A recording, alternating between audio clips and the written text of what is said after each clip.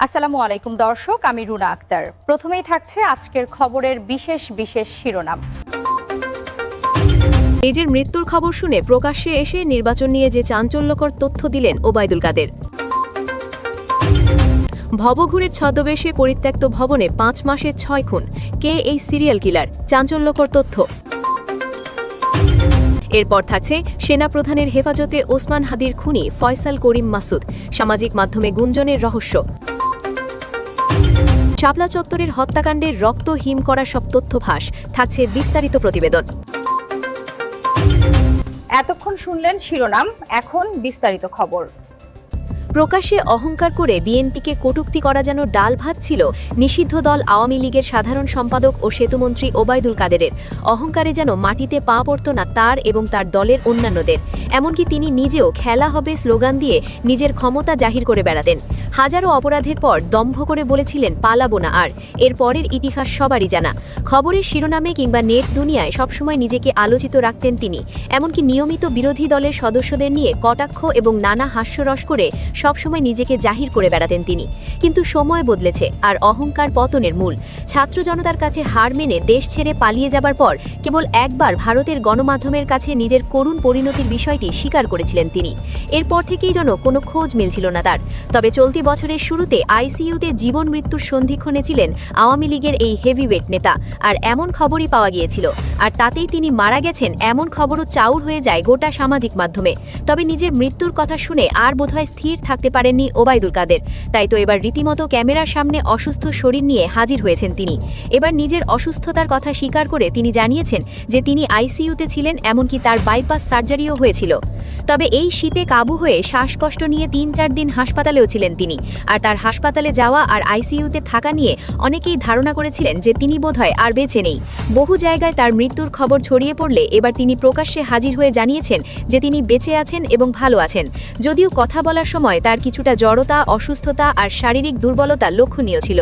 তবে কথায় আছে ঢেকি স্বর্গে গেলেও ধান ভানে, তেমনি তার মৃত্যুর গুজব তিনি উড়িয়ে আবারও রাজনীতি নিয়েই তার মতামত দিয়েছেন। এমনকি বর্তমান অন্তর্বর্তী সরকার এবং আওয়ামী লীগের নির্বাচনের বিষয়েও বিষোদগার করেছেন। পাশাপাশি নির্বাচন সঠিক সময়ে হবে না এমনটাও মন্তব্য করে বসেছেন সাবেক এই আওয়ামী নেতা। ঢাকা সাপার চত্বরের শান্তিপূর্ণ প্রতিবাদকে 2013 সালের 6 মে রাষ্ট্রীয় বাহিনী সহিংসভাবে দমন করেছিল। নিহতদের 80% সাধারণ মানুষ, যারা মাদ্রাসার ছাত্র ছিলেন না। তাদের গড় বয়স ছিল 29 বছর। মৃত্যুর প্রায় 85% ঘটেছিল গুলির আঘাতে। বায়োমেডিক্যাল রিসার্চ ফাউন্ডেশনের পরিচালিত এক গবেষণায় এ তথ্য উঠে এসেছে। এই তথ্য প্রথাগত ধারণাকে চ্যালেঞ্জ করে যে শাপলা আন্দোলন কেবল মাদ্রাসা কেন্দ্রিক ছিল না। 6 মে শাপলা চত্বর হত্যাকাণ্ড 2013 বাংলাদেশের রাষ্ট্রীয় মদতপুষ্ট মানবাধিকার লঙ্ঘনের একটি দৃষ্টান্ত শিরোনামের প্রতিবেদনটি প্রকাশ করা হয়। প্রতিবেদনে বলা হয় 2013 সালের শুরুতে বাংলাদেশের ধর্মীয় অনুভূতি উদ্রেককারী মন্তব্য এবং 1971 সালের যুদ্ধাপরাধের বিচারের দাবিতে সামাজিক উত্তেজনা দেখা দেয়। ইসলাম বিদ্বেষী মন্তব্যের প্রতিবাদে হেফাজতে ইসলাম আন্দোলন শুরু করে এবং 2013 সালের 6 এপ্রিল লং মার্চে লাখ লাখ মানুষ শান্তিপূর্ণভাবে অংশ নেয়। হেফাজতের 13 দফা দাবি পূরণ না হওয়ায় 5 মে 2013 পুনরায় বিশাল সমাবেশের ডাক দেয়া হয়। প্রতিবেদনটিতে উল্লেখ করা হয় ভোররাতে 6 মে সরকারি বাহিনী নিরাস্ত্র প্রতিবাদকারীদের ওপর পরিকল্পিত হামলা চালায়। বিদ্যুৎ সংযোগ এবং সাউন্ড সিস্টেম ইচ্ছাকৃতভাবে বিচ্ছিন্ন করা হয়। প্রায় 7500 আইন শৃঙ্খলা রক্ষাকারী বাহিনী মাত্র 20 মিনিটে হামলা চালায়। হামলার সময় টিয়ার গ্যাস, সাউন্ড গ্রেনেড, ফুটন্ত পানি এবং তাজা গুলি ব্যবহার করা হয়। এই হামলায় অন্তত 5000 প্রতিবাদকারীকে ছত্রভঙ্গ করা হয়। এতে আরও বলা হয় শাপলা অভিযানে পুলিশ 5712 জন, র্যাব 1300 জন এবং বিজিবি 576 জন অংশ নেন। ব্যবহৃত হয়েছে গোলাবারুদ 1,55,000 রাউন্ড, তাজা গুলি 80,000, tear shell 60,000, rubber bullet 15,000, shotgun 12, sound grenade এবং 350 রিভলভার শটগান। নিহত ব্যক্তির সংখ্যা নির্দিষ্টভাবে জানা না গেলেও বিভিন্ন সূত্রের তথ্য অনুযায়ী হিউম্যান রাইটস ওয়াচ অন্তত 58 জন, অধিকার 61 জন এবং হেফাজতে ইসলাম 93 জন মৃত্যুর কথা উল্লেখ করেছে। বেওয়ারিশ লাশ দাফনকারী সংস্থা আঞ্জুমানে মফিদুল ইসলামের তথ্য বিশ্লেষণে দেখা যায় মে মাসে দাফনকৃত মরদেহের সংখ্যা অন্যান্য মাসের তুলনায় প্রায় 4 গুণ বেশি। অনুমানকৃত মোট মৃত্যুর সংখ্যা 93 জন থেকে 327 জনের মধ্যে হতে পারে।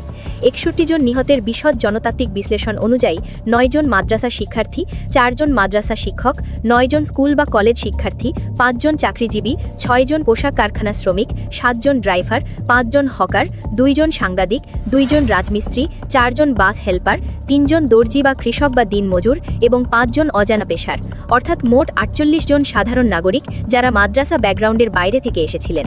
নিহতের মৃত্যুর কারণও বিশদভাবে নথিভুক্ত করা হয়েছে। 14 জন মাথায় গুলির আঘাতে, 19 জন বুক পেট কোমরে গুলির আঘাতে, 20 জন অনির্দিষ্ট স্থানে গুলির আঘাতে, 1 জন ছুরিকাঘাতে এবং 2 জনকে পিটিয়ে মারা হয়েছে, অর্থাৎ মোট মৃত্যুর প্রায় 85% ঘটেছে গুলির আঘাতে।